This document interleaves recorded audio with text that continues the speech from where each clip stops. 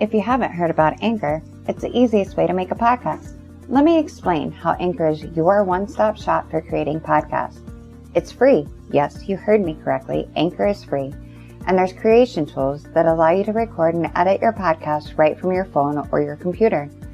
Anchor will also distribute your podcast for you, so it can be heard on Spotify, Apple Podcasts, and many more platforms. Do you like to make money? Well, you can make money from your podcast with no minimum listenership required. Everything you need to make a podcast all in one place.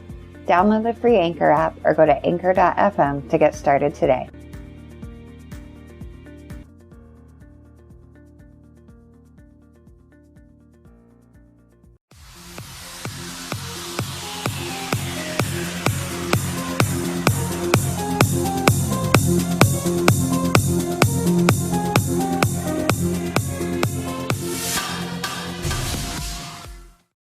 Welcome to Beyond Barriers. Tonight's my co-host tonight is Acacia Dietz, and our special guest is Tim Zaal. Tim, welcome to the program. Howdy. Nice to have you. If you could tell us a little bit about your background and just explain what you do. I know, to preface this, Tim is a former. He's been out for a really long time. If you could tell us a little bit about that and a little bit about your story. That'd be great. Sure. Thanks for having me. I was born here in Southern California, and I was the baby of the family. I have 3 older siblings, quite a bit older than me. So for me, I think it makes a difference, but for me, growing up in the family dynamic that I did, it was a middle class upbringing. However, my grandparents were not middle class at all, and my father had come up basically from the working class, and his way of dealing with the family was financially. So he was very financially driven. And I believe that was due to the instability of his childhood in Canada. And he moved here when he was 17 years old and worked a lot. He was not around very much. His way of providing was roof over your head, shoes on your feet, clothing, things of that nature. Me being the baby of the family, I was hyperactive as a little kid, but I didn't get in trouble that much. And the reason I didn't get in a lot of trouble was because especially my sisters would shield me from, getting in trouble. If I did something wrong, they'd hide me in the closet, hide me under the bed, or do whatever. And I was a cute little kid. Now, since my dad was working all the time, mom was stay at home for the most part. But my brother became sort of my positive role model, I guess. And I wanted to be just like him. And, this was the late 60s, early 70s with the pot smoking and things like that. And I wanted to be just like him. And he also got involved with motorcycles and motorcycle clubs and things like that. So I thought my brother was a big bad, like a Hell's Angel or something. Yeah. So when I grew up, when I got a little bit older, I wanted to be a biker because that seemed cool and tough guy sort of mentality. My father, because of his drive to succeed financially, ended up making a lot more money, and the neighborhood that we were living in started to become less of a middle class neighborhood and more of a working class neighborhood. So there was a lot of diversity, predominantly Hispanic families moving into the area, and we moved. And one of the main reasons, what I remember was property value and things like that were going down, so we moved. Ironically, we moved maybe a little over a mile, but the difference between the two communities was huge. The new community that we moved into was predominantly homogeneous white community, whereas the older neighborhood was, becoming overrun. At least in my mind, it was overrun with the Hispanic folks. And the neighborhood that we moved into was a double cul-de-sac. Everybody belonged to the same church. Some of my family members got involved with that church. I even got, just socially involved with the church. And there was a lot of strict beliefs that for whatever reason, I just, look, I got tattoos. I was smoking cigarettes. I was drinking soda pop and things like that. And it wasn't something that you did. My brother and my sisters as well, being raised in and going to high school in the older community, they had a totally different upbringing than I did. Again, it was more multicultural, more diverse, and my upbringing was totally different. And most of my brother's friends were in the older area. And when I was about 11 years old, he got shot by a black man, and my recollections of the events are totally different than the truth. My perception was that my brother and his friends were standing on a street corner, and this black guy drove up in a Volkswagen Bug and was asking them for directions. Now, in my mind, I think my brother's this big, bad, hippie biker type guy. I'm thinking, yeah, right. They're probably selling drugs or something like that. But it wasn't the case. I have had that cleared up with my brother, but for years, even when I do presentations, I would talk about, my perception, which was totally different. But this guy shot my brother and shot at his friends. My brother was shot in the heart, didn't kill him. He does still have the bullet in his body. It was too close to his spinal cord to be removed. Wow.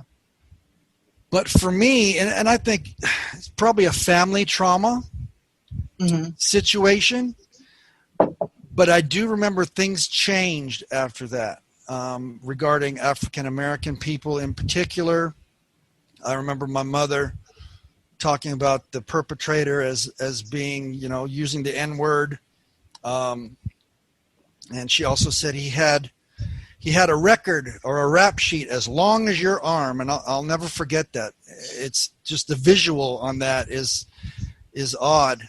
But ironically, my brother was able to forgive the man that shot him. Wow. But for me, it was a totally different animal. I took that into my teen years. By the time I got into middle school, my mother went back to work, and I pretty much had the run of the house until mom and dad got home. But the thing was, here I was in this middle class neighborhood, and as much as I tried, I, for whatever reason, didn't identify with those people. They were too uppity for me. This is the late 70s, early 1980s. I went from trying to be the long-haired hippie kid, biker, but that changed. My brother had a friend of his who had passed away, one of his roommates, and I went to his house, and he was getting his belongings from the house. And the brother of the deceased roommate, there was some sort of argument over property and things that my brother said that his roommate was going to leave to him. And this guy picked my brother up and shook him around like a rag doll. And that blew my image of my brother being the big bad biker. And around that same time, I was starting to get involved with stoners and the long-haired kids and sneaking off at school and smoking pot and drinking and things like that. And this is probably 1978, 79. I got turned on to something called punk rock. And in the late 70s, early 1980s, it's not like today, where you have Green Day and all these sort of poppy punk bands. This is hardcore. Los Angeles area, the Southern California area, was notorious for the violent punk scene. And, I went from being a long-haired kid to being a one of three punk rockers at my high school. And I was a total outcast. It was total taboo back then. I had safety pins in my cheek. I thrived on negative attention because I didn't like the people I was around. I didn't like the cheerleaders. I didn't like the jocks and that sort of thing. For me, it was a great outlet because we were very underground. It was my tribe. It was very violent. It wasn't necessarily racist. There was a lot of left-wing sort of activity in the punk scene, still is. But the difference between these days and back then was, Nazi punks, as they called them. And it was more for shock value. But Nazi punks would come into the nightclub, and there'd be maybe 10 or 15 of them against 200 people, maybe more at some time. And they would give them a very wide berth. They would go in there. They would get in the middle of the mosh pit or the slam pit and just start cleaning up. Into my late teens, I started, after living this lifestyle and being involved with the violence. For me, I'm not a tough guy, but I look tough. And I was expected to behave a certain way because people told me, oh, you're crazy, you do crazy things. So I thought that I had to live up to that persona. But along with that also came drinking and, some other substances, to the point where I was that guy. I was that guy who was sloppy. I would start out okay and funny, and then things would sort of change, and I would turn into that sloppy guy. And then after the sloppy Tim, the violent Tim would come out, and I would try to pick fights with anybody and anybody. I didn't care how big they were. If I got knocked on my butt, which is more often than not, actually, I would just go for it. Into my early 20s, most of my punker friends were growing up. They were, getting jobs, going to university, getting married, buying houses, having kids. The military thing was, I had quite a few friends who had joined the military. We had bombed Libya, I think, at that time, like 1983. And I was people had already identified me as Tim the fascist, because they would say, oh, I like socialism. And I was like, no, I'm a fascist. Where that came from, I could go back to my brother being shot by an African American. It was fear-based, and it was a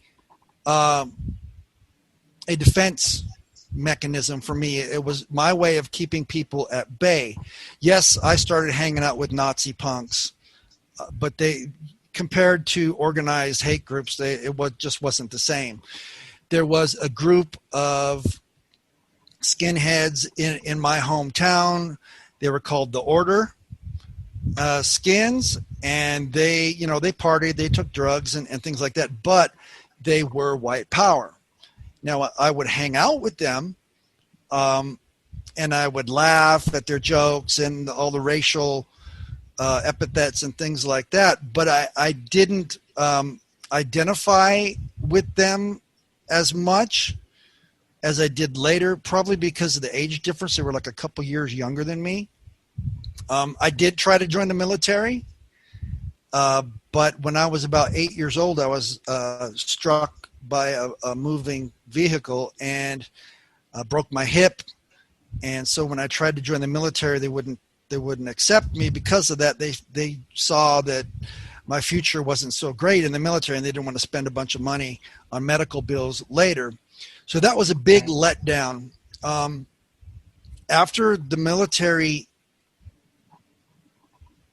how I felt about it at least, rejected me, I thought, what can I do? All my friends are joining the military. I want to fight for my country. We started to have people walk around with Malcolm X hats on and brown pride and all this other sort of thing.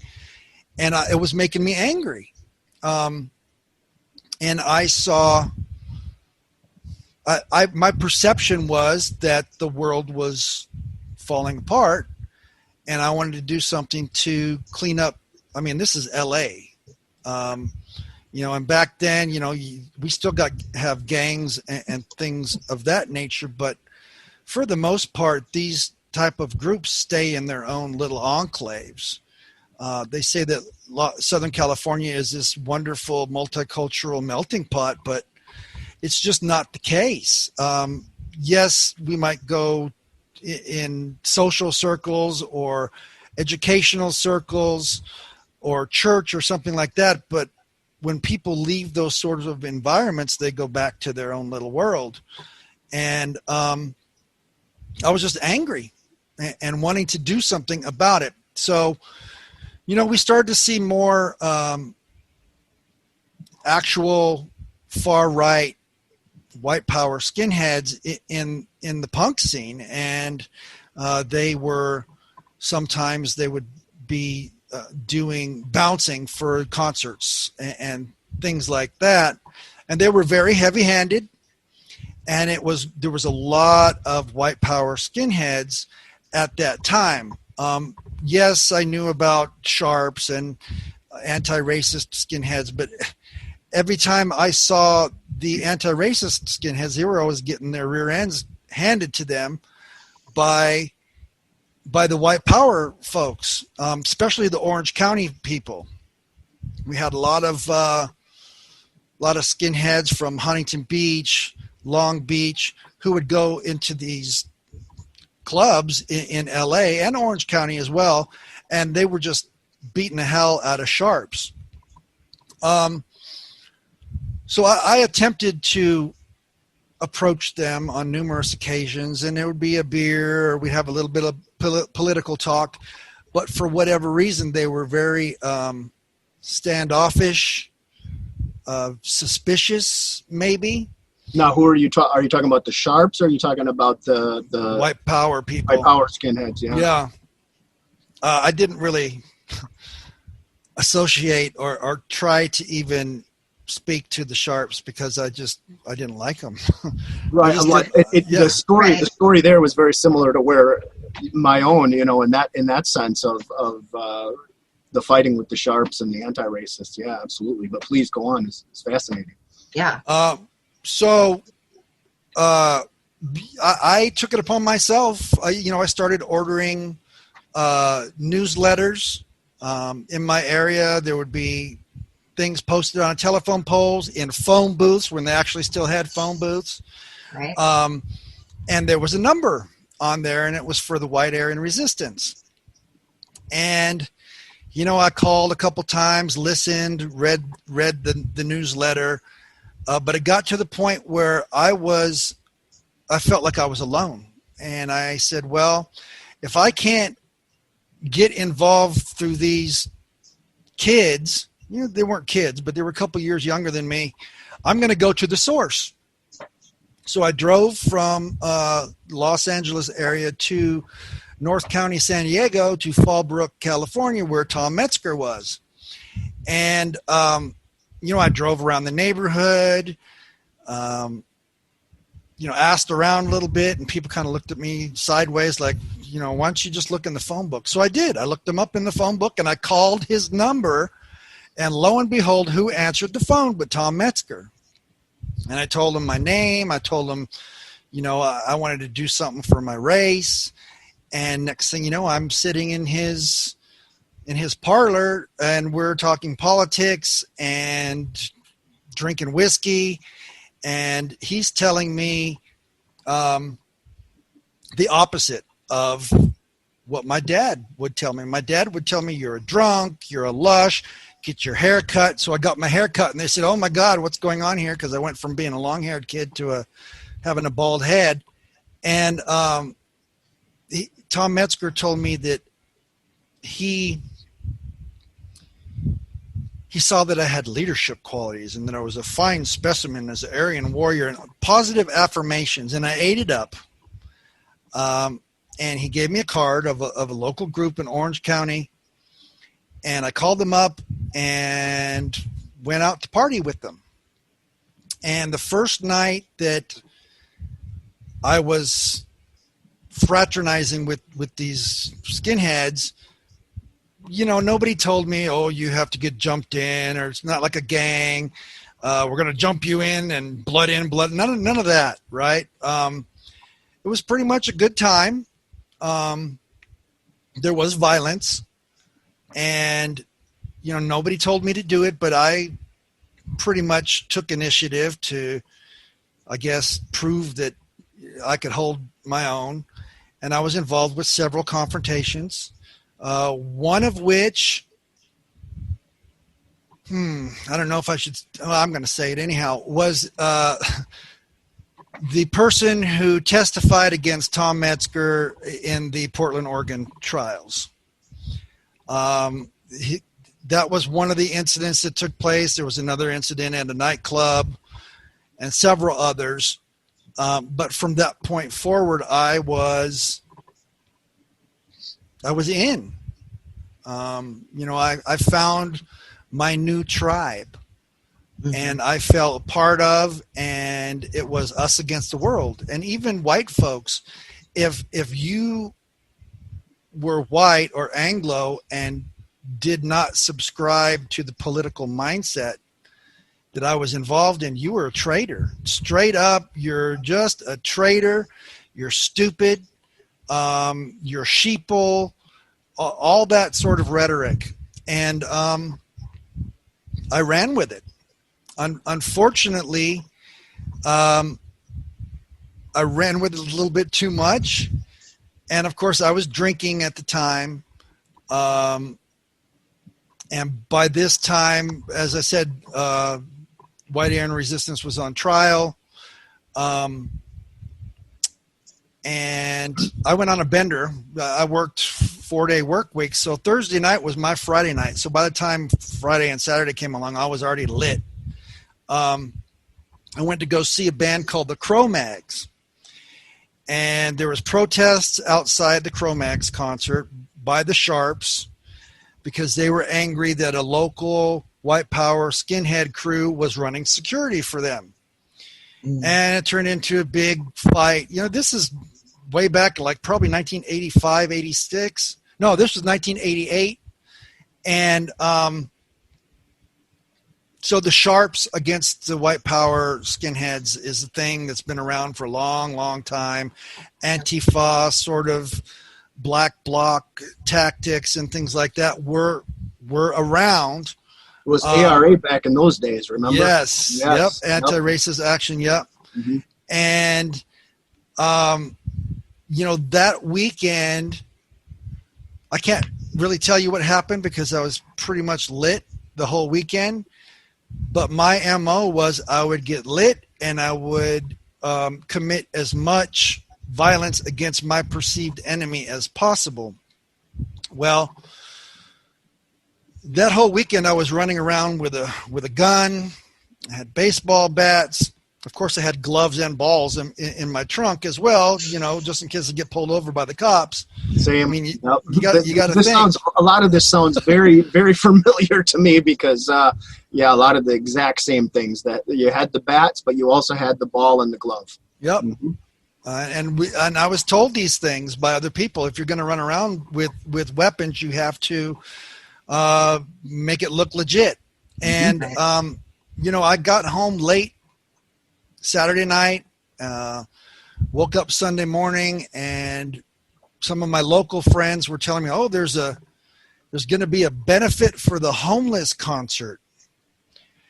And I said, what the hell would I want to go to the benefit for the homeless concert? They said, there's going to be sharps there. So I said, okay. For whatever reason, something in my gut told me, leave the gun at home. And I left the gun at home, but I had the bats. I think I didn't have the glove or the balls, took them out of the car, and I went to this benefit for the homeless concert. And I ran into some people that I had gone to school with who were on the same path as me, and there was only 4 of us. Again, this is in the days when a few white power people could go in somewhere and just rattle the cage of the enemy, and the enemy's going to back down, because they always did back then. Nowadays, It's not necessarily the case. So we went to this concert, and we went inside, and we were sig heiling and goose stepping, and tomorrow belongs to me, and all this sort of stuff. We ended up getting kicked out, and we had decided we were going to start our own crew. And so we're going to go and we're going to talk about it. We're going to go get some steaks and some beer, and we're going to have a barbecue, and we're going to have some camaraderie, and we're going to start planning. And when we went to the supermarket, and this is Memorial Day weekend, sunny Southern California, a long holiday, sunny, hot, people everywhere at the supermarket. And we go into this store, and one of the people that I was with had some sort of an issue with this Iranian man. There was an Iranian guy with his newborn baby and his wife, and words were said, looks were exchanged, mad dog, whatever. And we were so drunk that we didn't realize we didn't have enough money to buy beer and steak. So we decided to leave, and as we're leaving, this Iranian gentleman jumps in front of my car, and he's having words with my passenger. And I had just met this guy, this passenger. I had just met him that day. I knew the other 2 people, but I didn't know him. And I said, dude, come on, let's go. Let's go. He's like twice your size. This is a little tiny guy. He had nothing on but a pair of Dickies shorts and Docs up to his knees and no shirt on. And he's a little scrawny dude, but he was a good scrapper, but this guy was big. And I told him, don't do it. Let's get out of here. And the Iranian man said something about my passenger's mother. Use your imagination. And he said, what did you say about my mother? And he said, you heard me. I said, and he said it to him again. And that was it. This little guy jumps out of my car, tries to kung fu kick this great big Iranian guy. And next thing you know, they're on the ground, and we're kicking him in the head, and he wouldn't let go. He did like a bear hug on my passenger and wouldn't let go. He said, call the police. And so we did a boot party on him. I did have baseball bats in my car. I brought the baseball bats out once, and there was a man who was watching, and he said, put those bats away. For whatever reason, some sort of sense of moment of clarity, I put them away.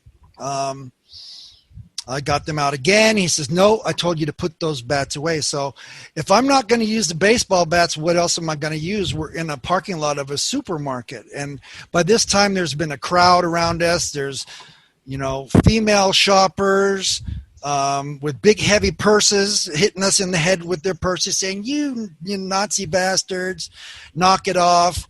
At one point, and I don't remember this, but at one point I picked the shopping cart up above my head like King Kong or whatever, threw it at the crowd. Nobody got hit. They all moved. The Iranian man's wife started shrieking and yelling, make them stop, make them stop. I said, you make them stop. I mean, he's holding on to this guy for no reason. And she went to kick me in the groin area, and I saw red, and I hit her upside the head, and she went down. And I do remember the crowd going, ooh, like hearing a bunch of people say, ooh. And, of course, in the court proceedings that preceded that, or that happened after that, was, that was something that was talked about, how I hit a woman.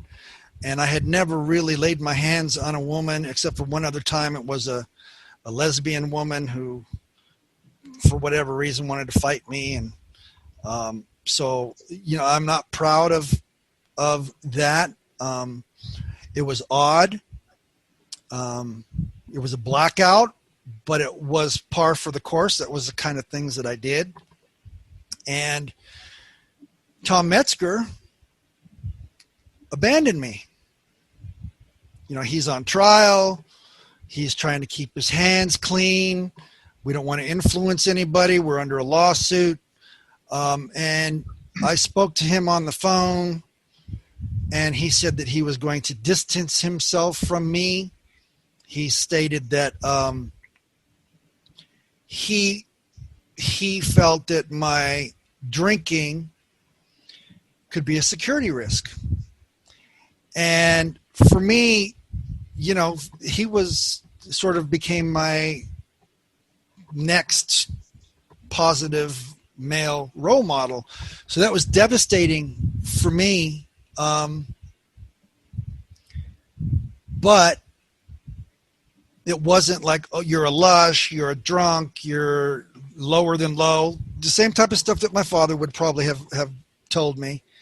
He didn't make it about me personally. He made it about the struggle. So I did begin to think more about my alcohol intake. Started to struggle with it a little bit, attempted to quit drinking for some time. I ended up in jail. I was in jail for a while, got sober. They didn't have hate crime laws back in those days, but they were attempting to set a precedence for hate crime laws in the state of California. They often say what happens in California is going to spread across the United States at a later date. So it's kind of a testing ground. Right. Didn't end up with a hate crime, but I was charged with civil rights violations, race riot, assault with a deadly weapon, which was steel-toe boots and a shopping cart. But ended up on trial.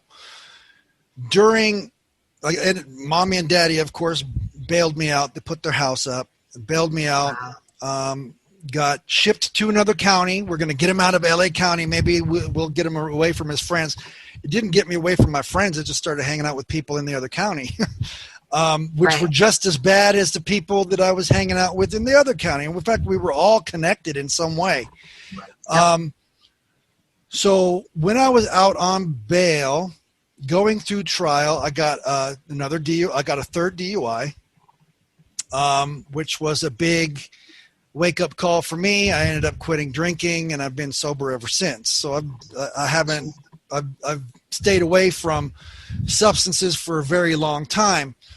However, I continued with the far-right activities. What was supposed to happen was I ended up going to jail for the DUI, and what was supposed to happen was I was supposed to run concurrent sentences, in Los Angeles County and San Bernardino County.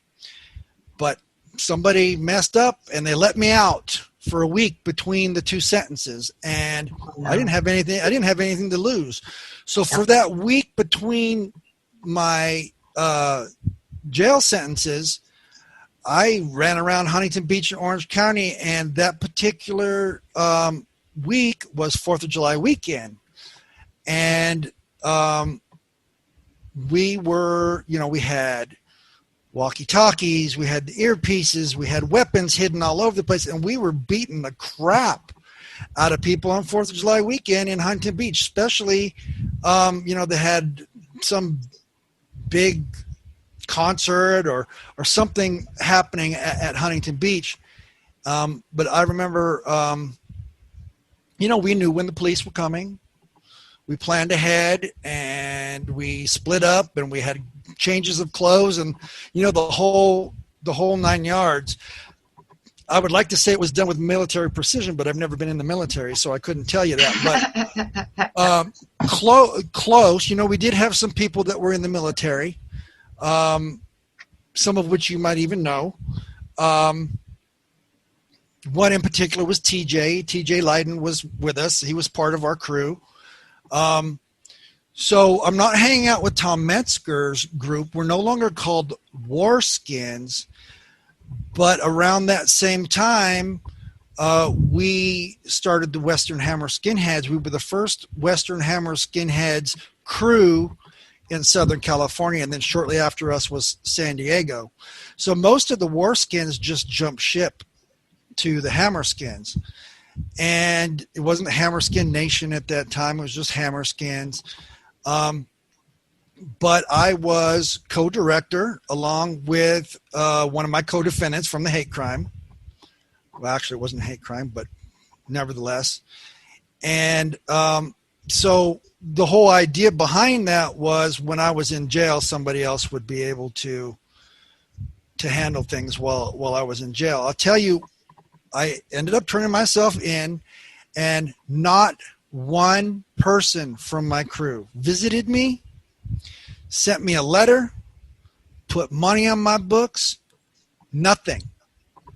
So I was, a little bit perturbed about that. And when I ended up getting out of jail, about a year and a half, 2 years later, they were mad at me because I didn't get out of jail and say, "Where's my brothers?" I was angry, I was sitting in jail, and you guys write all these letters to POWs and things like that. And just because I'm not a member of the order,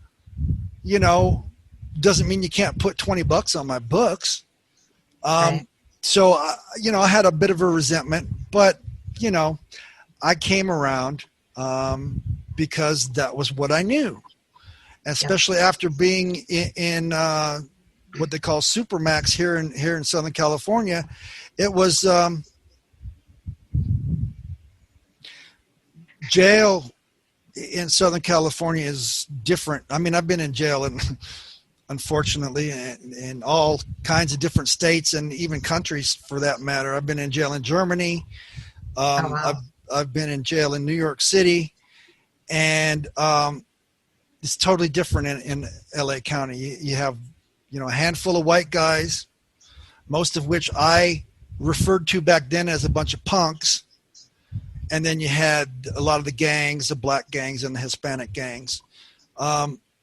So when I got out, I wanted to be around what I was comfortable around. And I took up the mantle again. And you would think that jail, doing time for what would be considered today a hate crime, that one would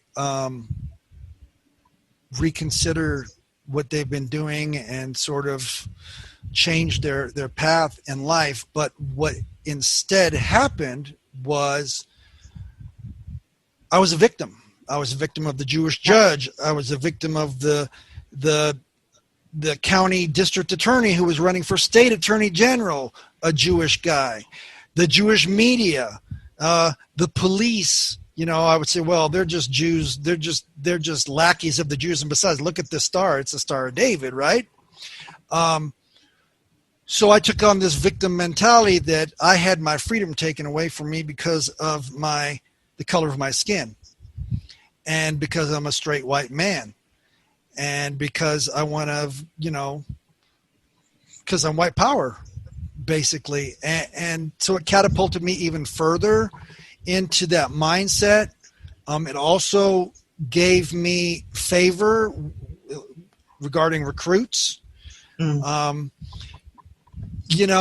lot of people talk about the way that we recruit. They think we stand on the street corners next to, junior high schools and like weirdos and try to convert these little kids. But nobody converted me. I mean, I converted myself. Most of the people who we recruited came to us. Yep. Yes, I was a positive role model. I was sort of a brother figure or a father figure to some of the younger guys. I've had stuff stolen from me, from taking in like little street kids or whatever whose families are severely dysfunctional. They don't have a safe place to stay, so I let them stay at my house or whatever. And I've had things stolen from me and my family, trying to sort of mentor a young person. Now, it sounds great and wonderful. Oh, you're mentoring a poor kid who's got a bad family life, but there was an ulterior motive as well. Yep. Which that's where the manipulation comes in. That's where the positive sort of affirmations come in. Just like Tom Metzger told me, oh, you're a fine specimen of an Aryan warrior, and the reason that you're living like this is because the Jews are holding you back, and that victim sort of mentality. I'm glad you brought up the victim mentality, because I think that's really important when we're looking at cases like this, because a lot of people, they have a different idea of how a lot of us get involved in this sort of thing. And the victim mentality is really a huge, huge thing in the movement. I mean, it was the same thing with me and just about everybody I know that's been in this, is you get that feeling where you're being victimized, that you're a victim of all this. And I'm really glad you brought that up, because I think it's really important for people to understand this type of thing. And again, please continue. Yeah. And, that's across the board. I think, you could look at radicals, Islamists. You could look at the far left. You could look at the gang culture. When you have a group of people in that fractured social network where it's you against them. Yep. And it's you against the world. Right. And they're holding you back. And the only reason they're holding you back is because they're jealous of your racial purity or whatever, your neighborhood. That was something that was very common. What also ended up happening was, due to infighting, the Hammerskins, at least the group that I was associated with, we sort of disbanded. And I guess I had proven myself, I'd gotten sober, and I went back to Tom Metzger, and he welcomed me with open arms. His trial was over. And this is around the time where the whole leaderless resistance thing was happening. The organizers keep their hands clean, and they are not held accountable by anybody else's action, because we're a group of associates and friends with common goals and common enemies. And so at that time, we had several people who, back in those days, rather than the internet, we had call centers. And like the stickers that I talked about earlier, we would plaster them all over the place, or we would, with our own money, buy White Aryan Resistance newsletters and distribute them, either like a paper route, or I would stand at the pier during high tourist season at the Huntington Beach Pier and hand out hate literature, which is actually where I met my son's mother. As I was handing out literature with my boots and all that kind of stuff. But it got to the point where at one time I ran 4 or 5 different hotlines. So you had to call, you only had 3 minutes, right, to spew out your propaganda. But it got to the point where I had so many, I got tired of doing all these different things. So I just put an extra line in my house. TJ Leiden ended up giving up his due to some issues that he was having in his area in the Inland Empire. And so I was running 5 of these hotlines. And of course, we love to hear ourselves talk as so-called propagandists, right? So I would go, some of my messages were like 25 minutes long. And I would, I'd get all the little newspaper clippings and talk about this and talk about that. Talk a lot of trash on the Jews, talk a lot of trash on the ADL, talk a lot of trash on the Museum of Tolerance and things like that. But for me, I don't know. I think that my recovery from alcoholism played a major role in my evolution, I guess, out of that mindset.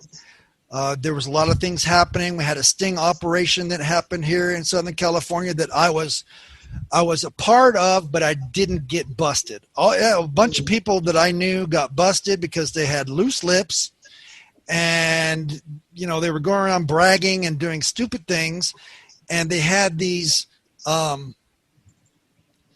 intelligence officers, snitches, whatever. I didn't know who they were. I didn't know if they worked for the ATF or the FBI or what, but they weren't on the up and up, but they were going around buying alcohol and steaks and having barbecues at people's houses and talking about doing clandestine sort of order type actions. At one point in time, they had us, they wanted us to tap the phones of the cartel in Florida, and we were going to go in there and kill them and take their money and take their dope, and we were going to finance the movement with it, and it was just too good to be true.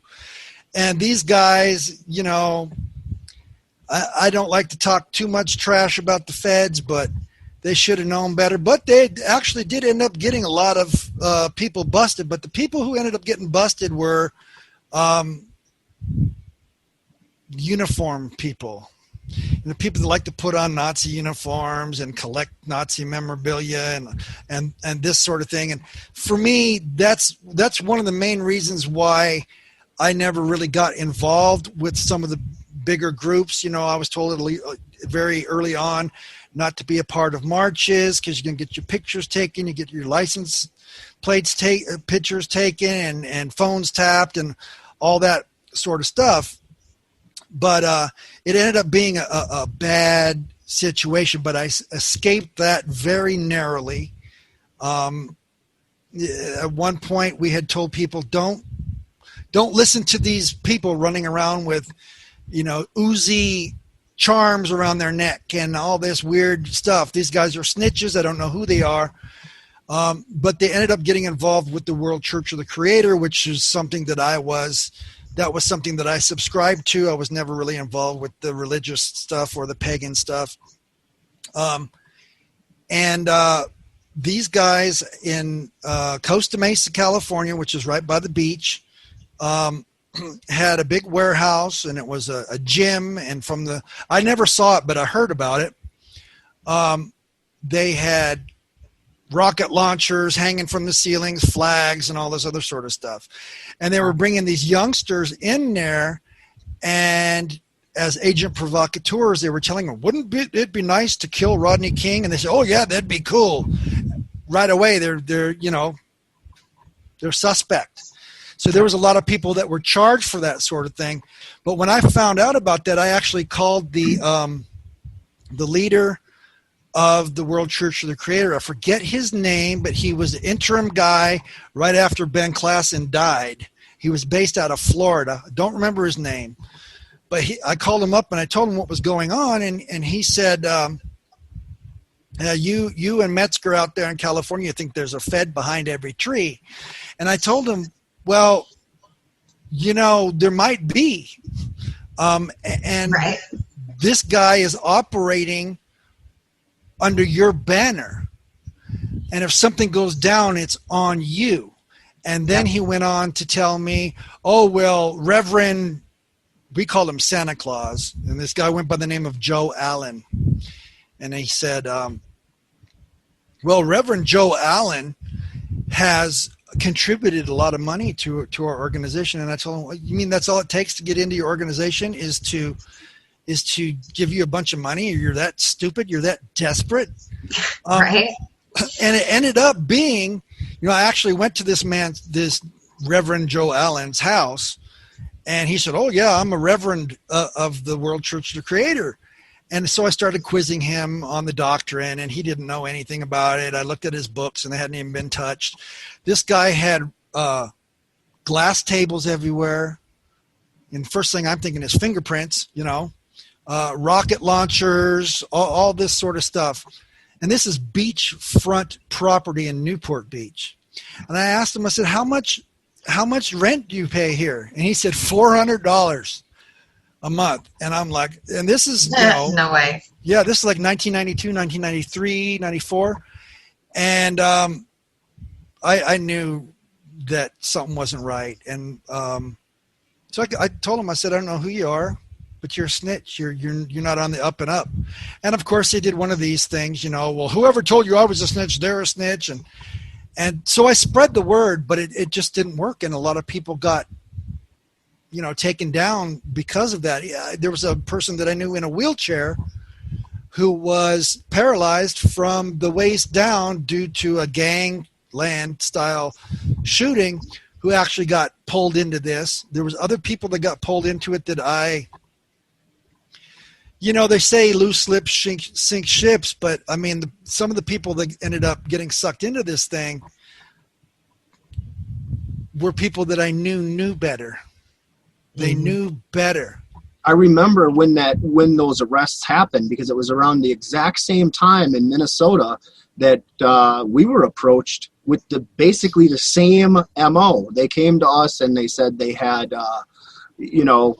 things that go boom, and I don't even want to say it, but the same exact MO, because I remember reading about that in the newspaper and seeing that happen, and we were approached at the same time. And I was really young. I was right in the beginning of the time I was involved. And the head of the organization at that time, I mean, he sniffed it out, right away. And he was like, nope, we're not interested in that. I'm like 19, about that age. And I'm hearing this, this guy saying, hey, we have all these things. And I'm sitting there with my eyes wide open going like, whoa, how cool is that? Not that I was going to actually go do something, but I thought it would be cool to have these things at that time. And that was a lesson learned. I mean, had it not been in our organization, the organization that I was a part of, the NSM, the guy that was running it had served with Commander Rockwell. So he had all this experience for years and years and was able to, see those type of things. Me being 19 years old, or about that age at the time, I just thought, oh, wow, this guy that's coming around offering these things is really cool and really nice, and naivety. But yeah, I remember that very well. Just out of curiosity, yeah, it might have been if it's right around the same time, if they're all kind of stemming from the same thing. But I just had a question for you real quick, Tim. Like, over the course of all of these things, and like you said, a lot of times people are like, oh, well, that would have opened my eyes, and I would have been like, you know what, I'm done with this. Whereas it can also have the opposite effect, like it did with you. It just kind of reinforced what you already believed and what you already thought, and it reinforces that victim mindset. Now, as the years went on, and then as this is happening and you're seeing different people getting picked up for, entrapment and whatnot, did it ever cross your mind that maybe I shouldn't be doing this, or maybe something's not quite right? Or were you still too much enveloped in that echo chamber and that bubble and like this is just what you do? For me, I stayed involved, but I was much more careful. And this is when I really subscribed to the leaderless resistance motto and MO, because I knew it would keep me safe too. And, the small cell, if you have more than 3 people and you get snitched on, well, it's one of those other 2 people. Right. But for me, I think the catalyst for me, as far as my exit plan, was I started to make decent money, and it wasn't because of what I knew. It was because of who I knew. I worked in the industrial petrochemical industry, and it was one of the former Tom Metzger's former Klan members that was the boss. And so at one time we had like 12 skinheads on the job. And this is during the riots. We're being shot at oil refineries. We're literally having to drive through riot zones to get home back to the nice, wonderful, leafy suburbs. But my son's mother she said, let's get out of Southern California. It's a cesspool. Let's get out of here. We don't want to raise our child in this sort of environment. He's going to end up being a race mixer or something. And so I made enough money and I moved out of state. However, where I moved to, there was a lot of Ku Klux Klan activity. The first mile marker sign into the state and county where I lived was Adopt a Highway by the Ku Klux Klan. But I never... I did have associates that lived there, or at least had homes there. But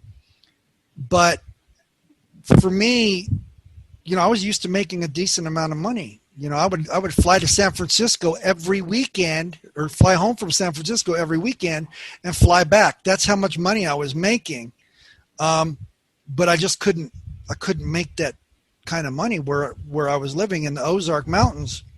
So I had to travel for work even more. And the contrast between what I experienced in, the central part of the United States, the Gulf states, down south, most people in, like, say, California or the Eastern Seaboard, they think the South is, a bunch of Ku Klux Klan. Yeah, there's some of that. But for the most part, I was treated with kindness and respect by my perceived enemy. And then I would go home, and these people are talking about race war.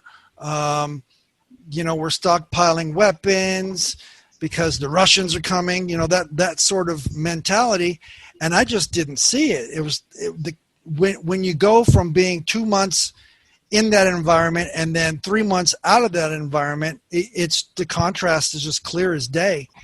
Yep. And it got to the point where I was starting to see things in a different way. There was rhetoric and lies, basically propaganda that was negative propaganda that was being disseminated, but I didn't see it. And I started to, as my son's mother would probably call, I started to get soft. And we were no longer compatible. She found herself another skinhead guy that looked just like me, but like 10 years younger than me. She was quite a lot younger than me too, by the way. Just thought I'd bring that up. She was of suspect age. But the things we do. But we were just no longer compatible. And I continued to travel for work. We split up. I did travel with somebody who is, and I lived with actually in that same area, was somebody who is a part of the Metzger clan. Literally, like not the clan, but like family. And we were both, I could tell that we were both changing as far as the skinhead thing goes. We get a little bit older. It goes from, boots and braces to cowboy hats and belt buckles. And I continued to travel with that person probably for about a year. And I ended up in the Front Range area in Colorado working. I went to a couple punk type things, but the punk thing just doesn't, I don't know. I like the concerts, but I don't necessarily like the music. I like the vibe. I like the, on edge sort of thing. Right. But I started hanging out with, and there was a lot of former skinheads in the rockabilly scene. Yep. For whatever reason. I don't know why. I don't know if it's a white thing or if it's a Confederate flag thing. But, I didn't hide my past. I was still sort of in that transitional period where I'm learning how to trust my perceived enemy. Gay people was one. Black people was another one. And just people in general were more interested to hear my story than they were to condemn me. Mm-hmm. And a buddy of mine who is from England, who lives in your state, actually, now, we hung out quite a bit, and he was from England, and I don't know if it's got something to do with the skinhead thing or a lot of English people in the rockabilly scene. And we were hanging out, and we ended up going on a double date with these two redhead girls, and I have a thing for redheads. So we went on this double date, and I hit it off with this gal, and started to get really serious. And one evening she told me, she says, before we take things any further, I want you to know. Now, she's from Texas with a southern twang and the whole 9 yards. She says, I hope you know I'm Jewish. Do you have a problem with that? And I'm like, what are you talking about? There ain't no Jews in Texas. How ignorant was I, right? My perception of Jews was shekels and money bags and diamonds and oy vey and Hasidic Jews and New York and all that kind of stuff. Not, hi, how the hell are y'all? And, right? Yeah, and it's odd. Now she knew years. that your past before that, hence the reason she's like, hey, I need to tell you this part before we go any further. Did you think that she was trying to pull one over on you when she actually said that, or that she was trying to joke around, or could you tell she was like really serious and you were just still like, wait a minute, there's no way this is possible? It's funny how you say that, because I know people whose family have told them, well, we have Jewish in our heritage, just to get them to think in a different way. Right. She's not a religious Jew, but she's definitely Jewish. But I kind of planted one on her and jumped in my car and drove away like a little boy. And I'm telling my buddy, I'm all, mate, I can't believe it. He says, what? I said, she's a Jew. I kissed a Jew. And he thought it was funny. He laughed. He says, so how was it then, mate? And, getting out of my comfort zone has always been something that, even up to that point, I was consciously getting out of my comfort zone. Like when I was traveling for work, there would be people that I was working with who were, Hispanic or whatever, who treated me well, who treated me like a human being. And the way that I respond to people is, if you treat me with respect, I'm going to treat you with respect. So it was, it's a trip. It's a strange thing. Other people have said, oh, it's divine intervention or whatever. I don't know if I believe all that, but it's definitely been a trip. And I'll tell you, the biggest part about getting out of my comfort zone was when she wanted me to go to a synagogue with her. And I sat in the back, and they were doing all the stuff that they do, all the ritualistic stuff. It reminded me a lot of Catholics. But the service was way too long and way too uncomfortable for me. So what I would do, she started spending all day Saturday with these people, and my wife's gone all day. And, I started to get hungry around 4:00. So I started to go very late. Mama's not cooking me dinner. Oh, this poor big boob old man like me. Where's my dinner, Mama? And so I went. I would show up late, and one of the things that they did is they would all sit down after all the things that they did and eat a bunch of food. And I tell you, I've learned more about Judaism and Jewish people as individuals and people as human beings by breaking bread with them than I would going to a synagogue and having to, I'm not going to sit in the church for 4 or 5 hours. I'm not going to go to a synagogue for 4 or 5 hours. Right. It was just too much for me. But it was, it's been, we've had our ups and downs. The main thing is, it's really funny because she's all into like this English punk rock type stuff, like 1970s, early 1980s oi type music, and I don't. It's just it's odd to me, but I've had it up to here with oi. I don't want to hear that stuff all the time, except for there's a couple bands that I like, but we still we go out, we go to concerts from time to time. And what I mentioned earlier about the whole skinhead thing and how the white power skinheads used to go to concerts and bust people's heads, it's not like that anymore. Right. They will have their butts handed to them these days. It's just not put up with. I have seen it, there's people that I know are still in that sort of mindset, but they don't open up their mouths in public, especially at a concert type setting, because they know the crowd will turn on them. Yeah, it is definitely a different scene these days for sure. Absolutely. So, what's really interesting and fascinating about your story too is that the fact that people gave you a chance and saw you as a human being and showed you respect and that way you were able to hear and understand them, I think is a real testament to the power of change and the importance of dialogue, really.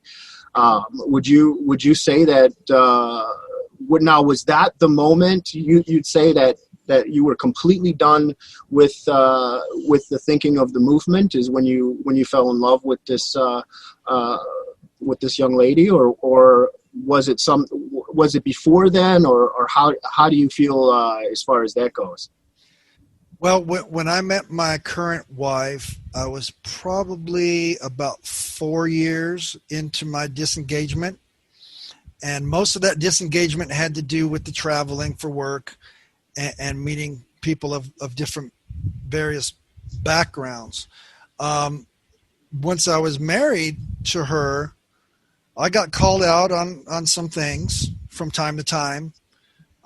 There's still some things that I don't know if you would call it racist, but when you've been indoctrinated to the level that I have or we have, there's still some, I don't know, triggers, I guess you could call them. Driving is one of my, especially in Southern California, is a hard one for me. When I get behind the wheel of a car, I'm at war, especially in Los Angeles traffic. I was just going to say, I think Southern California and LA especially does that to anyone. Yes. It is, the traffic there is ridiculous. Yeah. And there's been, back in my past, I would say, well, if it wasn't for all these non-whites on the road, right, I would have a nicer ride to work. every day. It doesn't matter that I'm driving to the Museum of Tolerance, or that I've just gotten done doing a presentation about racism at the Museum of Tolerance. I'm driving home now. I still get those little triggers that make me want to go off. It's something that happens. I think the main thing for me is that I'm aware of it, and I know where it comes from, and I know that my thoughts are not my actions. Mm-hmm. And I think I've been out since I consider 1996 my exit, date or whatever. It wasn't conscious. It was something that happened. It was about a 3 or 5 year process for me.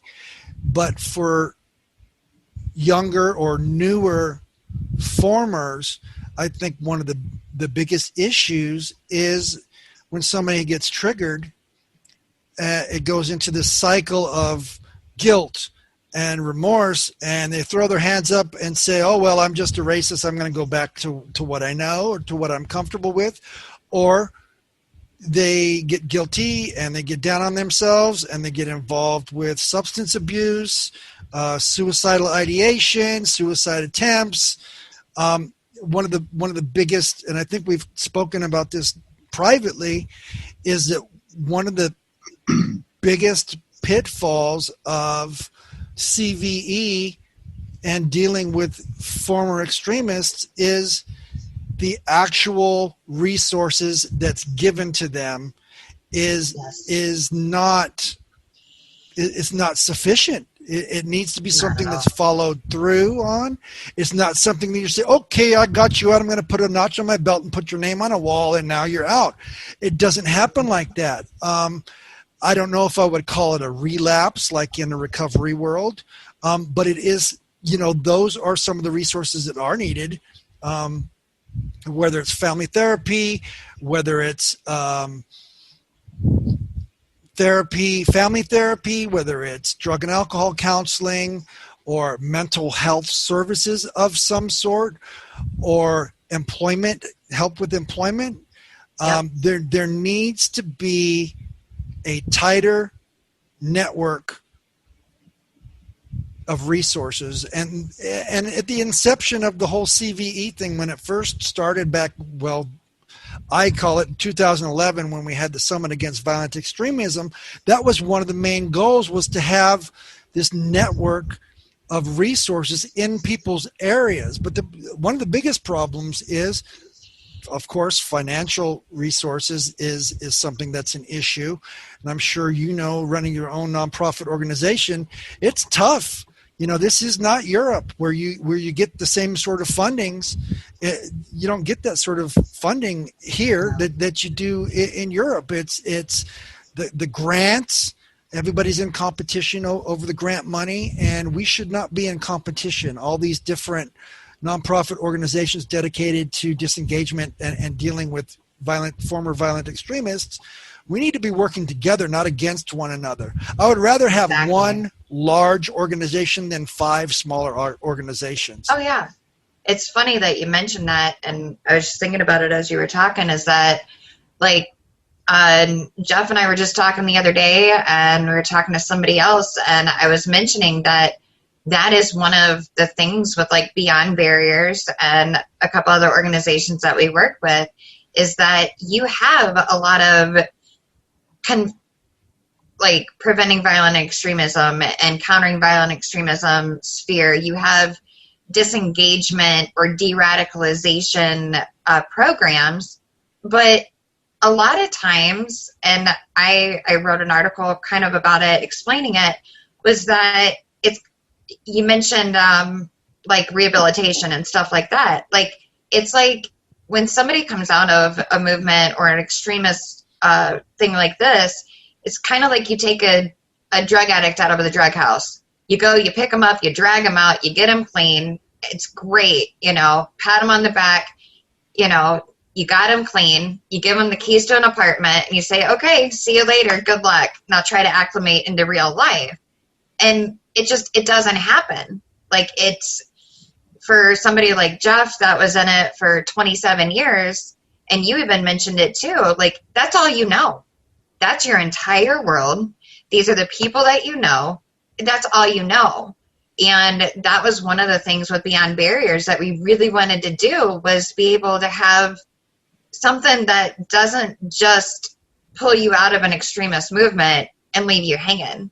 Like one thing that I know we have Ed, that's a part of the group that does the prison outreach side of things. He was radicalized, if I'm remembering this correctly, Jeff, he was radicalized in prison. So that became like his survival thing. And one of the things that he does, it's not just for those that come out of like a white supremacist or a white nationalist movement. It's also those that just come out of prison and need the basic resources to get health insurance, to get back up on their feet, you know, just your basic resources. So it's kind of like a catch-all, I guess you could say. But I mean, you hit the nail on the head. It's like, we've got to work together. It's saving lives should not be a competition. Exactly. It should not be an industry either. Right. Precisely. And it Exactly. is an issue here in the United States, you know, and I'm glad you pointed that out too. I mean, we're operating on literally a shoestring budget, but we are working with, we just finished on a contract, and I can't get into the details, but we just finished on a contract with another group that's working directly with the government that are going to be presenting some things to policymakers and things like that. So we hope through that and through some of our work there that, you know, more opportunities open up, because, and it's like another one of the people that we've helped leave the movement, a lady that was in the National Socialist movement along with myself, left after I did. She said, you know, we should have something that's a little bit like Alcoholics Anonymous, but for formers, you know, something where a lot of the people can get together and talk and things like that. And it's a support network. And it's not just as you said, I just want to echo it, is basically, you know, it's not just about pulling somebody out, but it's offering that support network too, and having something that's there for them when they get out, so they don't relapse. And I think that's a good way of explaining it, because in some ways, and I've seen it with some of the people we've worked with already too, is that when certain things trigger them, whether it's what's going on, I can say right now, like with the rioting and things like that, for a lot of people, especially the newer ones that are out, that is a real trigger. Like they look at that and they say, this is what we said was coming.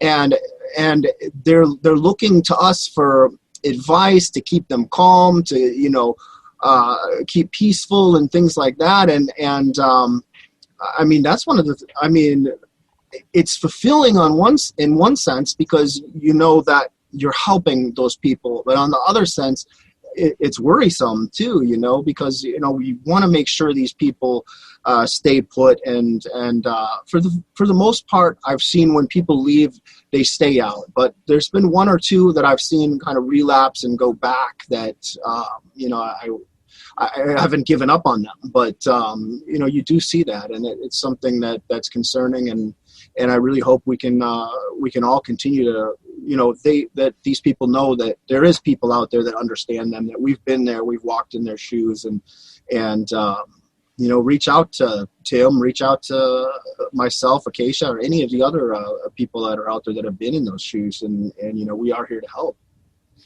And to piggyback on that, there actually is a Formers Anonymous group. You know, I've read some of their literature, but I've never attended any of their sort of groups or anything like that. But it does exist. But I believe, my perception is that it's very, very small. And it's not exclusive to far right. There's former gang members and whatnot also involved. One of the things that the Museum of Tolerance has, or used to have, and sometimes still do, if somebody gets, you know, charged with a hate crime or something of that nature, part of their rehabilitation and part of their probation is sometimes they have to come to the Museum of Tolerance, and they'll come and they'll see my presentation, or they'll meet with a Holocaust survivor, or they'll do a tour. The only problem that I have with that is, again, there's no follow-up. To see where they're going, 6 months down the road, a year down the road. A lot can happen in that short period of time. Somebody could be triggered from the smallest little thing, and then they just, once they start going down that path, they don't know how to put the brakes on. And it is similar to recovery. I have had sociologists and psychologists contact me, and they want to come up with is racism an addiction? Well, I don't know if racism is an addiction, especially since it's all over the world, all different ethnic groups. I think it's a human development situation for a lot of people. For me, what I've seen, my belief is that most people, and this of course does not include you, but most people in their late 20s, early 30s is where they start to look around. And it's the same time when most people end up in recovery because of whatever, whether they've gotten out of prison, whether they've gotten a divorce, whether they've had some sort of traumatic experience happen. That's usually, human developmentally speaking, is when most people sit back and say, oh my God, what have I done with my life? I have a kid. I have to be responsible for this child. I can't hang out with the brothers anymore. I can't hang out with my Aryan sisters anymore because it's a bad influence on my child. In your case, Jeff, I watched you over the years, and in my perception was that you didn't know how to. It's all you knew. It's all you knew. And this is the way it is, and it's going to stay this way. And I've seen you in situations where you're supposed to be the big bad wolf, right? And your perceived enemy is treating you with respect as a human being. Yep. And you took that upon board, and it penetrated your armor or your facade. And for those people who deal with counter-violent extremism or dealing with formers, the best way to approach people is on a human level. Yep. Thank you. Yes, because that's the only way it's going to happen. At least for me, there are exceptions. There are people who go to their grave, and we know some of them with that. I wouldn't say hate in their heart, but definitely angst and noise. All the noise. Some people thrive on the drama and the noise, and again, you get to a certain age and you just don't want the drama anymore. Exactly. Too much. And for different people, it's different things, but like you said, and that's exactly what helped me get out, and that's the main tactic or the main approach. I don't know, tactics probably not a good word, but for me, one of the things I've said about being out of the movement, that this is civilian life. So learning civilian life is what I'm doing, and for a lot of people, because in my mind, I was at war with the whole world, with the system, with all the other races, with half the white race, all this sort of thing. But it was that human connection, that compassion, that empathy, that dialogue, and that using dialogue. That's the main approach that we use with Beyond Barriers to reach other people too, is showing them that respect, listening to them, even if their ideas and perceptions are ugly and hateful and things like that. Giving them that respect to listen gives us a doorway open for them to listen to us. And that's that's how I was reached by that's part of my story. So it's incredible what it can do if you just have a little compassion and empathy for people. Go ahead. Sorry to interrupt. No, I was just going to say it's interesting listening to both of you guys, because I was involved for a much shorter period of time. And, we'll get into my story another day. But it's interesting because it's like one thing you mentioned, Jeff, was that, it was all you knew. That was all you knew. And then for you, it was, you knew life outside of it. For the most part, you didn't wake up one day and decide, you know what, I'm not going to do this anymore. It was more of a gradual progression for you with work and having to travel, being around other people than just your own little clique. Right. And so it's like, for me, most of my life was civilian life or whatever. It was around people of all different races, around everybody. But then when I got involved and, the racism wasn't even a part of it, that just kind of comes later. And you mentioned it earlier. You said, you become indoctrinated without even realizing it a lot of times. That's kind of how it was for me. But so for majority of my life, I was in the normal and the civilian life. And then for a couple of years, I didn't realize it until I got away from it, that I pretty much closed myself off to regular civilian life, to anything outside of the movement.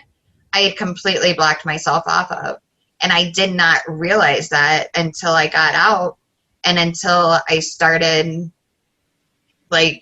completely cut myself off from everything. And then I'm like, wait a minute, hold up here.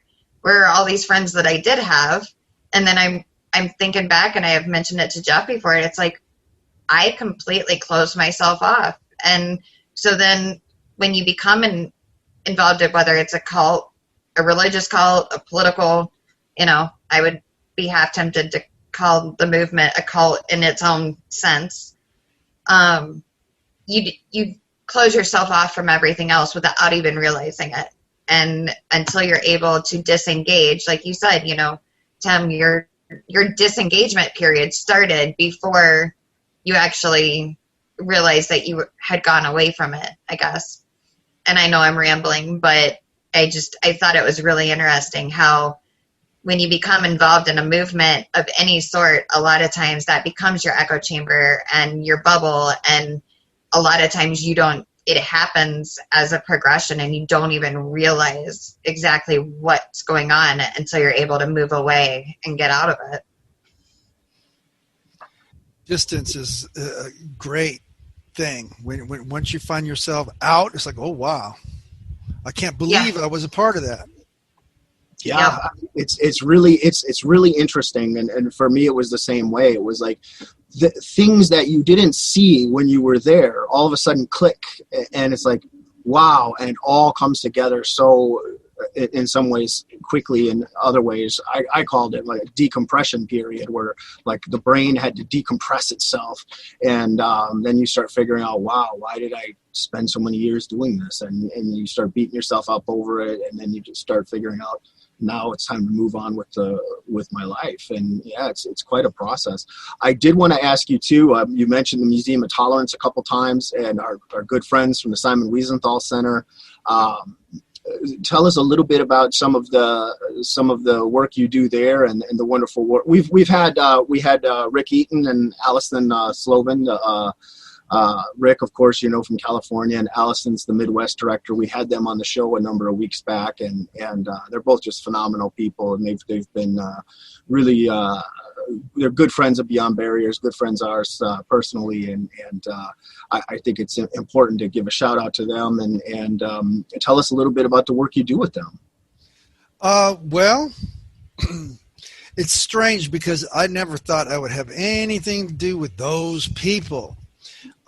There was a friend of mine who I mentioned earlier, TJ Lydon, who I was in the same crew with, who left the movement, and he went straight to the Museum of Tolerance. And of course, we considered him a traitor and put a price on his head. And I've even sat outside his home, locked and loaded, shortly thereafter. But I always liked TJ. I liked what he had to say when he was involved with the movement, and I liked what he had to say afterwards.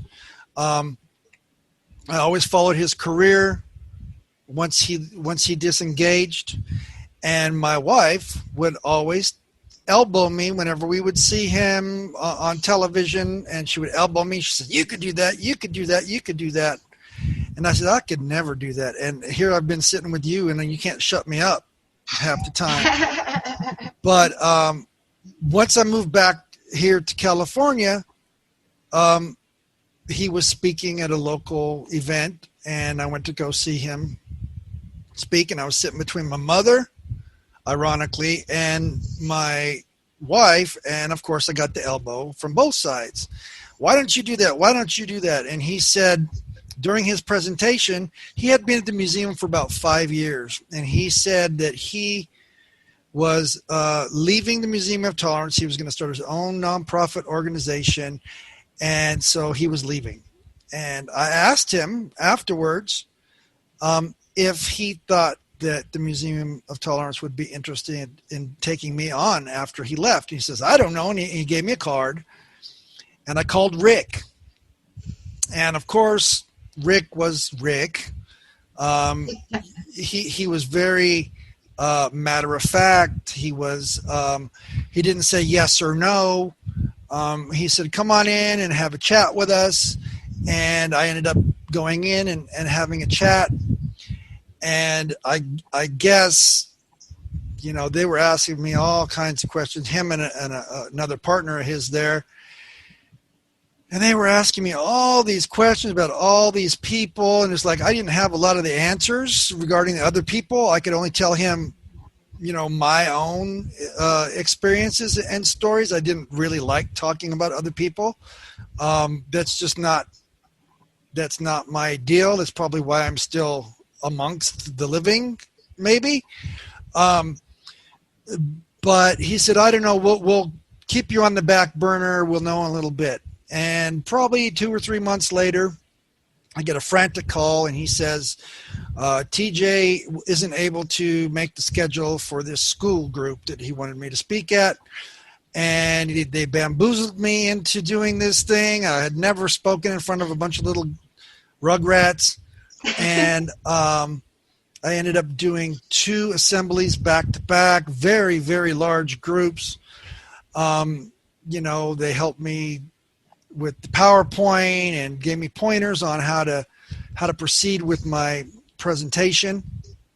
And I've been there ever since. I've been there, I don't even know how long, 16, 17 years, something to that effect. Wow. I speak to law enforcement occasionally. I speak to educators. I speak to judicial people. I do a presentation. COVID has made things a little bit more difficult. But generally every Friday I speak at the Museum of Tolerance, and I do travel for presentations outside of the state, outside of the country. But of course with COVID, they've sort of put a damper on those sort of things. However, I really don't mind doing this sort of forum because it's from the comfort of my home, and I can put a nice background up, and you don't have to see my messy kitchen behind me. Right. And but it's very rewarding throughout my working with the Museum of Tolerance. I've met other people such as T.M. Garrett. Of course, there's other formers that I've been involved with, and now with you. I'll work with anybody who's on the same page. Yep. I think it's really, really important, and I'm happy that the Museum of Tolerance and the Simon Wiesenthal Center has kept me as long as they have, and that they are also reaching out to other formers as well. during my stint at the Museum of Tolerance, there came a time where I was doing a presentation and there was another gentleman there who he had a school group he wanted to talk about, and we started talking about where we were raised, where we hung out. And it turns out long before I was even involved with the far right, before I was a skinhead, when I was still a scrawny little punker, me and my Nazi punk friends left him unconscious in an alley. And 25 years later, he ends up working at the Museum of Tolerance. So we did presentations together. We still do presentations together from time to time. He's no longer with the Museum of Tolerance, but he does still speak. And had it not been for the environment at the Museum of Tolerance, I don't think that I would have lasted as long. And it's also given me the opportunity to make amends to this man who I left for dead in the alley. I thought he was dead. We're friends today. He's gay. Not that makes any difference, but that I think that played a major role in the attack that I took part in.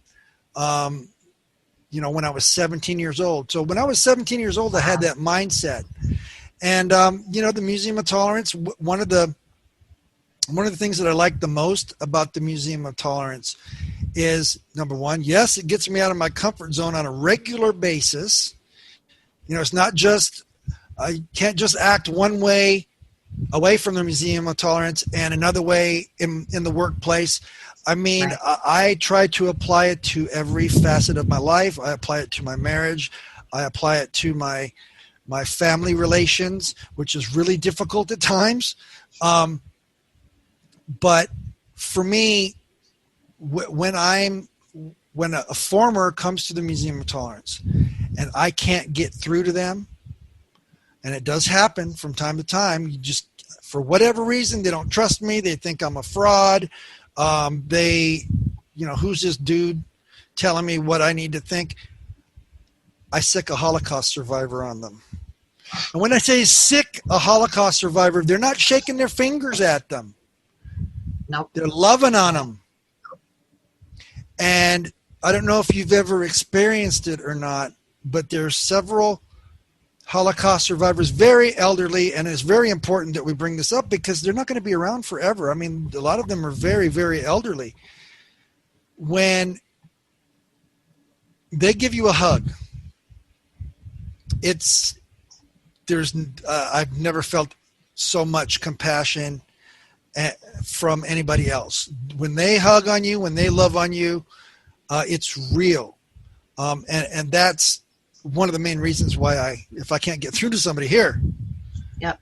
And I've had kids come to me, they were all hard. And then afterwards you see them come out of the room with this Holocaust survivor and they've got tears rolling down their face. I don't know what they said to them. It's none of my business. But they definitely have had an impact on me and others as well. So yeah, I'm at the museum generally, minus COVID, every Friday, and other times if need be. That's really Thank you cool. so much for sharing that.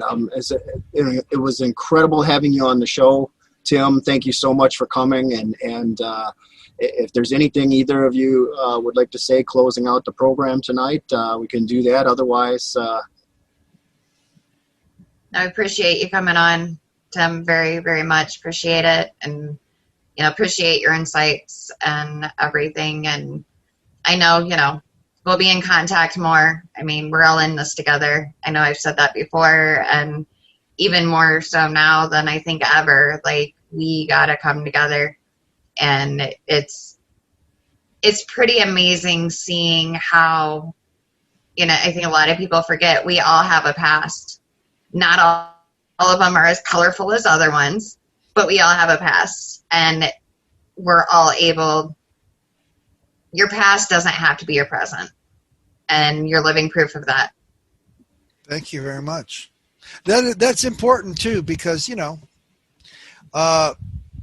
it's real hard to doing what we do to tell somebody your past, especially if they've already met you and they're already sort of enjoying your personality, and then you come up with, oh, by the way, I used to be a high fiver, and that's my word for former white racist. Yeah, I used to be a racist, da da da da, and a lot of people are they just can't imagine me being thuggish. I guess that's the best way to put it. Thank you for having me on. Feel free to contact me, and I'm sure you'll post it on when you. Yeah, I was just gonna say I can put if you'd like, I'll put your link in your Twitter information and stuff on there, and people can contact you. And also feel free to contact the Museum of Tolerance as well. Yes.